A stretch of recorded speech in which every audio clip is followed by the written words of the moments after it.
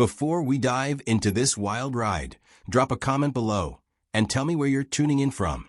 Maybe it's a cozy bungalow by the ocean in Oregon, a bustling high-rise in downtown Chicago, or a serene mountain lodge up in Colorado.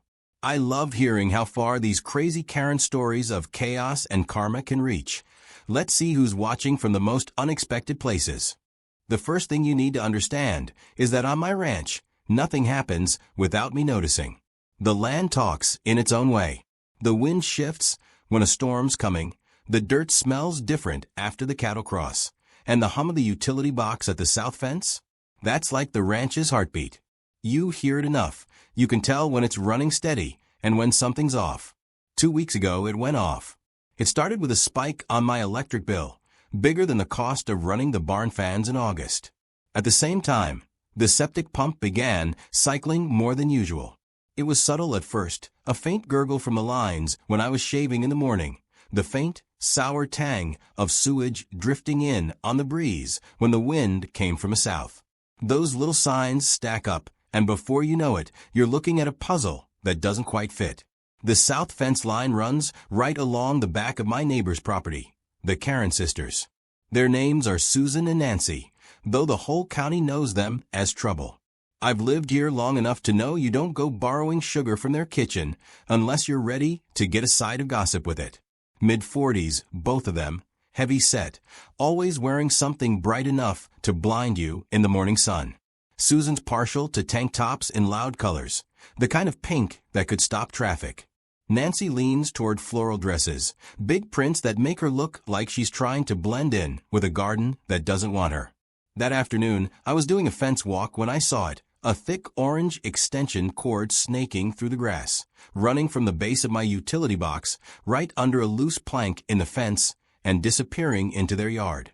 My first thought was maybe they'd gotten desperate in the heat and were trying to keep a fridge running. Then I remembered they'd installed a little above-ground pool last summer, the kind that looks fun in ads but turns into a mosquito farm by September. I crouched down and traced the cord with my eyes. The sun caught a shimmer on the plastic, and the hum from my utility box was just a hair louder than usual. That was my power running through it. And from the way the pump inside the box clicked on, it wasn't just electricity. They were pulling on the septic circuit, too. I leaned on the fence and called over. "Afternoon, ladies." The screen door banged open, and Susan waddled out onto the back porch with a glass of Diet Coke, ice cubes clinking. Nancy followed, wiping her hands on a dish towel. "What's up, cowboy?" Susan asked, her tone already defensive, like I'd accused her of something before I'd even spoken. "I was about to ask you the same thing," I said, nodding toward the cord. "Any reason my extension cord's coming into your yard?" Susan tilted her head, lips curling into a half-smirk. "That yours? Must have blown over in the wind." "That's funny," I said, keeping my voice even. "It's plugged into my power box." Nancy chuckled, a humorless, tight little sound. "We don't know what you're talking about. Maybe you've got cowboy paranoia." I could have pushed it right then, but it wasn't the time. Instead, I just said, "If you need something, you could have asked." Susan's smirk deepened. "You always make everything so dramatic." "It's just a cord." They turned and went back inside, the screen door banging again. The hum from the utility box droned on. I left it for the day, but the next morning the cord was back. The morning after that, too. I unplugged it each time, coiling it neatly on their side of the fence, but they'd snake it back before sundown. I tried the polite route first. Wrote a note, left it on their porch. "Please don't use my power without permission." The next day, at the feed store, I heard Susan's voice cut through the smell of molasses and alfalfa. She was holding court near the counter, telling anyone who'd listen that I was stingy, and freaking out over a little electricity like it's gold dust. People chuckled not because they believed her, but because they knew better than to get on her bad side. Still, the septic pump kept running more than it should. The air near the south fence line carried that damp, foul tang more often now. One morning, I walked out and caught a flash of blue through the slats. Their pool was back up. I could hear the faint splash of water and Susan's voice telling Nancy to turn it on full. That evening, I found the cord plugged in again. I traced it to the box, squatted down, and put my hand on the side. The faint vibration told me what I already suspected. They weren't just stealing power for a few lights or a fan. They were running a pump, maybe for that pool. And every time they did, they were pulling on the same circuit that controlled my septic system. I leaned against the post and thought about the system's layout. Years ago, when I'd upgraded the pump, the electrician had warned me that the power feed for the septic wasn't separate. I'd meant to fix it. But out here, you've always got a list longer than your daylight. Now that oversight meant every surge and draw kicked the pump into overdrive. If they were running their pool filter all afternoon, it would explain the gurgles, the smell, the strain on the system. The polite notes weren't working. Direct confrontation would just turn it into a public drama, and the sisters thrived on that. They'd spin it until I was the villain, the whole thing turning into a soap opera for the neighborhood. That night, as I sat on my porch watching the sun bleed orange across the pasture, I saw the faint glint of that orange cord again. The hum of the utility box carried through the cooling air. I didn't have proof they knew what they were doing to my septic, but I knew enough to see where this was heading. I went to bed with the smell of damp earth and something fouler lingering on the breeze. Over the next week, the pattern repeated. The cord in the morning, the smell by afternoon, and Susan or Nancy lounging by their pool with smug satisfaction. My bill climbed higher. The gurgling pipes inside my house became a constant background noise. Once, in the middle of the night, the pump kicked on, so loud it woke me. I stood at the window in the dark, staring at the glow from their porch light, and made myself a promise. I was going to end this. The decision wasn't born out of pettiness. It was the kind of quiet resolve you get after being pushed too many times by people who think they're untouchable. Out here, neighbors can be your lifeline, or they can be your worst headache. The Karen sisters had chosen their role, and I was done playing along. The next morning, I walked the fence line again. The cord was there, humming with stolen current. I stood there longer than usual, watching it twitch slightly with the vibration from the pump. On their porch, Susan was eating cereal straight from the box, Nancy fiddling with her phone. They didn't even glance my way. I bent down, tracing the cord back to the plug in my box. My hand rested on the metal casing, warm from the morning sun, and I thought about the pump buried just yards away, the network of pipes and tanks that kept my ranch running clean. That system was mine, paid for, maintained, respected, and they were using it like their own personal utility. I didn't say a word, just turned and walked back toward the barn. In my mind, the pieces were already sliding into place. Not the whole picture yet, but enough to see that this wasn't going to end with another note or another polite conversation.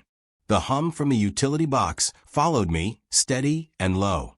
By the time I reached the barn, I knew one thing for certain. Whatever I did next, it had to be something they couldn't ignore, couldn't twist into their favor, and couldn't walk away from without learning exactly what happens when you keep taking what isn't yours. And with that thought, the plan began to take shape. By the end of that week, the pattern had worn itself into my mind like a rut in a dirt road. The cord appeared at dawn, humming by midday, and by sundown there was always that same lazy slosh of water on the other side of the fence, the faint laughter of two women who had decided my property was theirs to use. I stopped looking for fairness in it. Some people don't think rules apply to them until you teach them otherwise. The first step was understanding exactly how deep they tied themselves into my system. I walked down to the utility box one hot afternoon and stood there in the smell of dust and sunburnt grass, listening. The septic pump thudded to life, its mechanical heartbeat pulsing through the post. It was strong, overactive, like a horse forced into a gallop.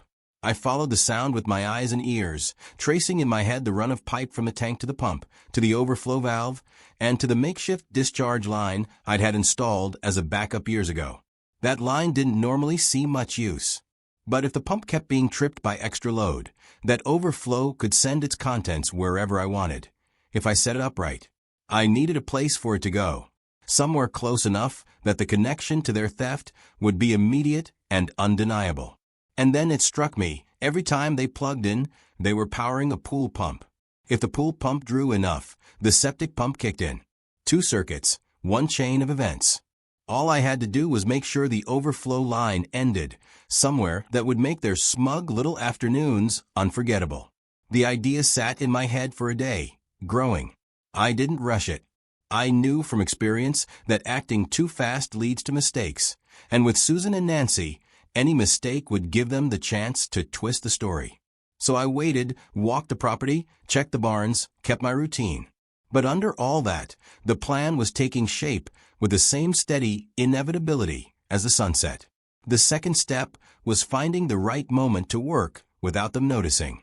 A ranch has its rhythms, and so do its people. Susan and Nancy weren't morning folks. They liked to sleep in, then spend most of the day lounging. By noon, they'd drift into the pool area like royalty to a throne, sunglasses on, drinks in hand. That gave me a narrow window in the early morning to make adjustments. On a Monday, before sunrise, I hauled out the old kiddie pool I'd stored in the shed. It was a circular, above-ground thing, bright blue on the inside, faded on the outside. I set it just inside my fence line, close to the utility box. To anyone looking, it could have been for washing horse tack or giving the dogs a place to cool off. I ran a short length of hose from the septic overflow valve into the pool and tested the seal. It fit snug, no leaks. I didn't need raw sewage to make my point, just enough murky backwash and silt from the holding tank to be unpleasant. I mixed in water from the muddy end of the pond, stirring it with a stick until the surface was a thick, swirling brown. The smell was faint but unmistakable, the kind that sticks to your memory even after it fades from the air. The beauty of the plan was that it didn't require me to do anything to them directly. All I had to do was make sure that when they stole my power, the septic pump would activate, and the overflow would discharge into whatever vessel was waiting. And because they liked to place their pool right up against the fence for easy cord access, all I had to do was be ready when they moved it there again. The last piece was timing. I could have just waited for them to plug in, but I wanted it to happen when they'd be most complacent, most sure of themselves. I'd overheard them at the feed store talking about having a pool party the following Saturday. Nothing big, just the two of them and maybe some snacks. That was perfect. No witnesses who might shield them from embarrassment, just enough of a relaxed atmosphere for them to climb right into their own undoing. That Friday night, I made sure their breaker tripped. It didn't take much, just a quiet visit to the meter on their side of the property line, flipping it off and locking it in place with a loop of wire. They'd wake up to no power and, predictably, run the cord over to my box without hesitation. I left mine untouched, waiting like bait. At dawn on Saturday, I was already in place, sitting in the barn loft where I had a clear view of the south fence. The air was still cool, carrying the faint scent of hay and the metallic tang of the utility box's hum. Hours passed slow, the way they do when you're holding your breath for the first move. By mid-morning, the sisters appeared. Susan, in her blinding pink tank top, carried the end of the orange cord like a lifeline. Nancy, in a fresh floral sundress, trailed behind with a smug little grin. They didn't look around, didn't wonder if anyone saw them. They just marched up to the box, plugged in, and flipped the switch. The change was instant. I could hear it from the loft, the septic pump kicking on hard, the overflow line shuddering as the first surge of muddy water roared through. Down by the fence, the kiddie pool trembled under the force of the stream, the brown surface churning violently. Droplets sprayed up, catching the sun like tiny amber sparks. The sisters busied themselves on their side, unfolding lawn chairs, setting drinks on the edge of their pool. I watched as they climbed in, settling back with the easy satisfaction of people who believed they'd outsmarted everyone. Then, the real fun began. I'd adjusted the overflow line earlier so that the output didn't just fill my kiddie pool. It angled right toward the gap at the bottom of the fence where they'd pulled boards loose to run the cord. The muddy water spilled over, slipping through in fat, sloshing streams that bled directly into the clear blue of their own pool. At first, they didn't notice.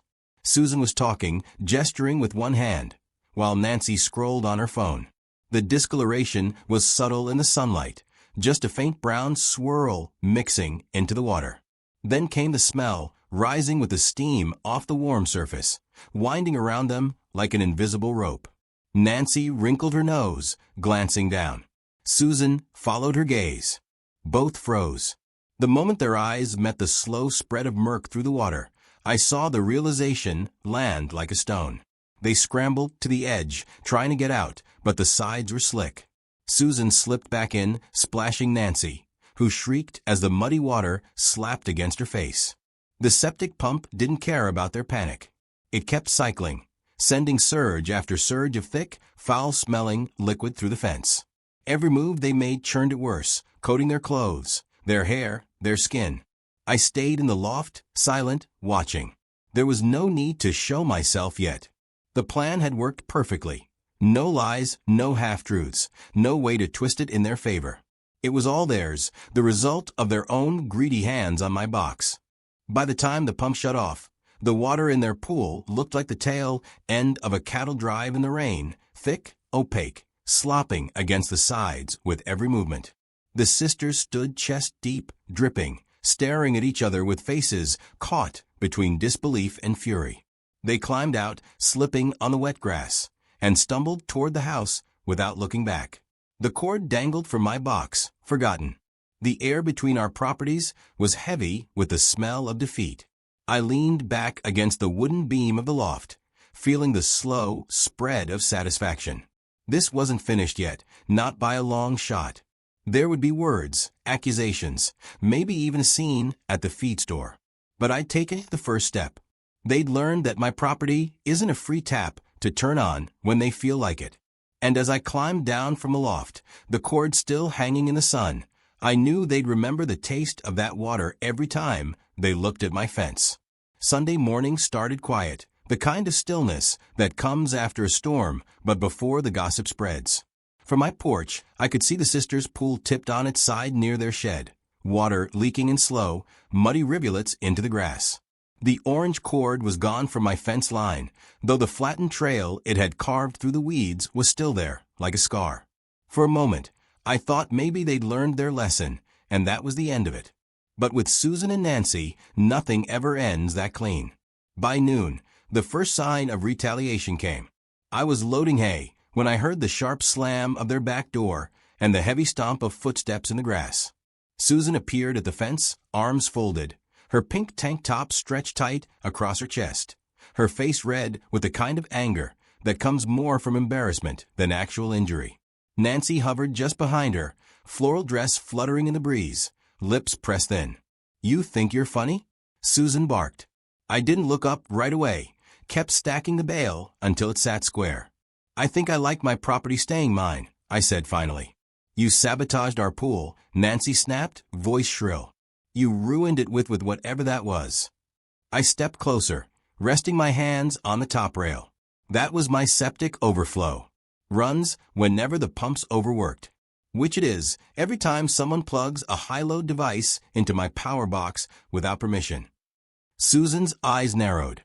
"You could have just told us." "I did," I said. 3 times. They didn't have an answer for that. Instead, they turned in unison, muttering under their breath, and stomped back toward the house. I knew it wasn't over, not because they had a case, but because humiliation has a way of turning into obsession. Sure enough, by Monday morning, word was out. At the feed store, a rancher named Clive sidled up to me with a grin. "Heard the Septic sisters got a taste of their own medicine," he said, barely able to keep from laughing. I didn't confirm or deny, but that didn't matter. Stories like this don't need proof. They grow legs and run on their own. By Wednesday, the incident had made its way onto a local Facebook group. Someone, probably one of the teenagers down the road, had been filming from the road when the sisters were in their muddy panic. The clip was short but devastating. The 2 of them floundering in brown water, slipping and shrieking, framed by the fence and the clear summer sky. The caption read, "Don't steal from the cowboy unless you like septic baths." The video took on a life of its own. Memes appeared by the afternoon. Photoshopped images of the sisters in disaster movies. Captions about going for a dip in Flavortown. Susan and Nancy went dark on social media, but that didn't stop the comments from rolling in. People they barely knew were tagging them, sharing the clip, laughing. By Friday, the HOA president, A wiry man named Carl with a love for bylaws showed up at their door. I happened to be fixing the gate and overheard the conversation. Carl's voice was low but sharp. Unauthorized utility use is a violation, ladies. We have video evidence. Expect a fine. Susan tried to argue, but Carl wasn't having it. By the time he left, Nancy's face was pale. I'd be lying if I said I didn't enjoy watching their bravado crack. Still, I kept my distance. The less I engaged, the more their own actions trapped them. I knew they'd try one more angle, though. Sure enough, the following week, I got a letter, stamped with a cheap law office logo, accusing me of willful damage to private property and demanding compensation for the destruction of a leisure installation. I read it once, then twice, and laughed. Their own words betrayed them. The letter admitted they were plugged into my power box. That admission was gold. I sent a single-page reply through my attorney. The undersigned denies all allegations. Your clients were unlawfully drawing utilities and interfering with private infrastructure. Future correspondence should be directed through proper legal channels. After that, they went quiet. Not a peaceful quiet. More like the stillness of a snake coiled in the grass, waiting. I kept watch, made sure my locks and breakers were secure, and went about my work. But the town wasn't done with them. Every time they went to the grocery store, someone would make a joke loud enough for them to hear. Hey, you ladies need me to top off your pool? Or careful, septic season's back. They stopped attending the Friday night bingo at the church hall. Stopped sitting on their porch in the afternoons. Their yard began to look neglected, weeds creeping up the fence, the once gaudy lawn ornaments disappearing one by one. A month after the incident, I spotted a for sale sign leaning against their mailbox. It wasn't in the ground yet, but the message was clear. Pride can keep people in a bad situation for a long time, but shame? Shame is faster. One evening, just before sunset, I was on my porch with a cup of coffee when I heard a vehicle slow on the road. It was Susan, driving their dented SUV, windows down. She glanced toward my house, eyes locking on mine for a second. There was no anger in them now, just a tired resignation, the look of someone who knows the fight's over. She didn't wave. I didn't either. She drove on, the sound of gravel fading into the distance. I thought that might be the last I'd see of them, but the final twist came 2 weeks later. I got a call from Clive at the feed store. You'll never guess, he said, barely containing his laughter. Someone spotted the sisters in town yesterday, filling up one of those inflatable kiddie pools outside the gas station with the water hose. In broad daylight. Said they didn't want to risk hooking into anything anymore. I shook my head, smiling to myself. Some people learn. Others just adapt their bad habits. Either way, they weren't my problem anymore. That night, the air was cool, the cicadas starting up in the trees. I walked the south fence line one last time before dark, pausing at the utility box. It hummed steady and low, like it used to, unburdened. No cord, no trespass, no sense that someone else was siphoning what was mine. I leaned on the post, looking across at their yard. Empty now, no chairs, no pool, no flash of pink or floral. Just grass and the faint outline of where their chaos used to be. Some folks plug into your kindness, others into your power. Either way, there comes a day you pull the plug. And standing there with the fading sun at my back, I knew I'd done exactly that. The road ahead was quiet, but in a place like this, quiet doesn't last forever.